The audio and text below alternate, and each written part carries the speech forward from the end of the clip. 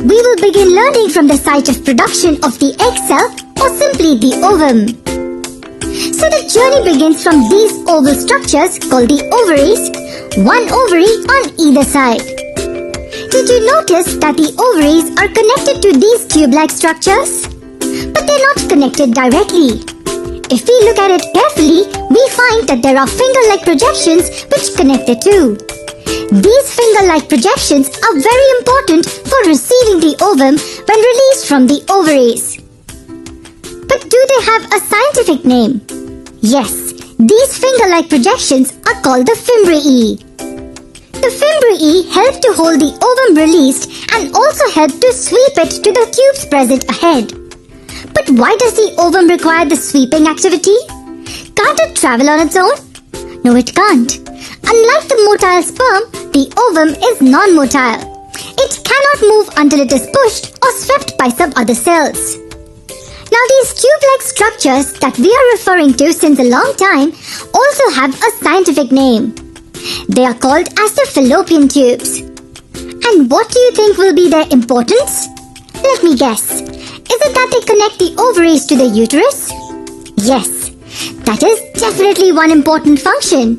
But more important than this is the fact that the fallopian tubes are the site of fertilization. Yes, it is the fallopian tubes where the sperms are able to fertilize the ovum. And from here, the zygote starts dividing and grows into an embryo. Now, where will this embryo go further? Needless to say, the uterus. We know that the uterus, commonly referred to as the womb, is the site of development of a baby. And when the growth of the baby is completed, it comes out of the mother's body through the vagina. Do we know what the vagina is?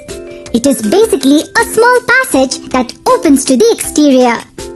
It is the site where sperms are received in the female's body.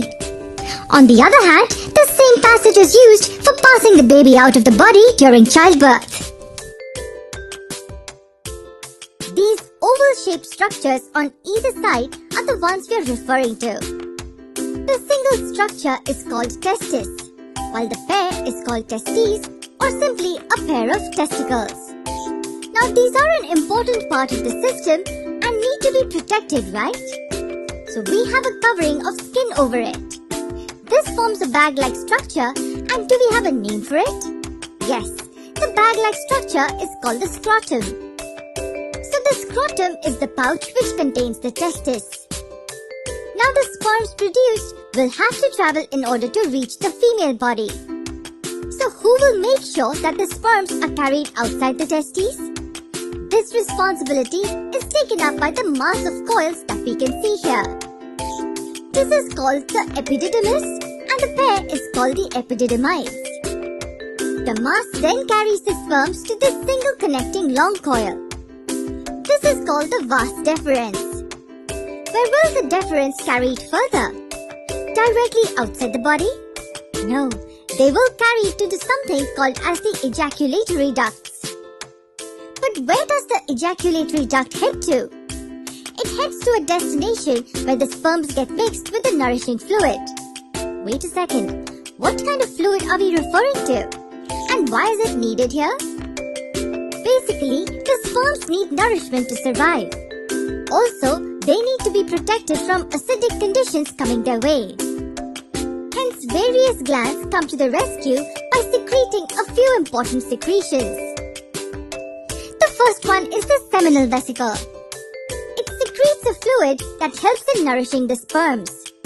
Can you see this bulb-like structure here? It is the prostate gland which helps in secreting the prostate fluid. Now the sperms floating in the fluids reach the urethra from where they can be released outside the body.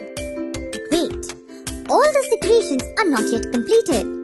This P-shaped gland found here gives another important secretion. It is called the Cooper's gland or even the bulbourethral gland. Now with this secretion, the formation of semen is complete. The semen is simply the fluid carrying the sperms. It is carried out by the urethra which runs through the penis. Now these sperms will reach the female reproductive system and only one among all will be able. This process begins When one sperm among all the others is able to penetrate the egg cell, then the egg releases certain chemicals. These chemicals make sure that no other sperm will now penetrate this egg. The first step begins now when the male nucleus from the sperm fuses with the female nucleus that is already sitting right there in the big fat egg cell. The fusion stimulates a cascade of reactions which will further give rise to several successive cell divisions. The consecutive cell divisions then give rise to an embryo that will further develop into an organism. So is this process of fertilization the same in all the organisms? Think for a moment. In order to answer this question, we have to keep in mind two major facts. Firstly, the process of fertilization is simply the fusion of gametes. Secondly, the place where the fusion of gametes can take place may be different in various organisms. So now, can we answer the question correctly? Yes. The simplest answer is that the process of fertilization will almost be the same. This is because it involves the fusion of gametes. However, the location where the fertilization occurs may be different in animals. All kinds of pain that a human goes through, childbirth is generally considered to be the most severe. Yes, the pain that a female goes through is unbearable. So we have all given our mothers that intense pain while coming into this world. But have you ever wondered about how you got this life? What were the series of steps that made you grow into this structure from being a single cell? Let's have a look at this most important process that helped us gain life. Yes, I am referring to the process of fertilization.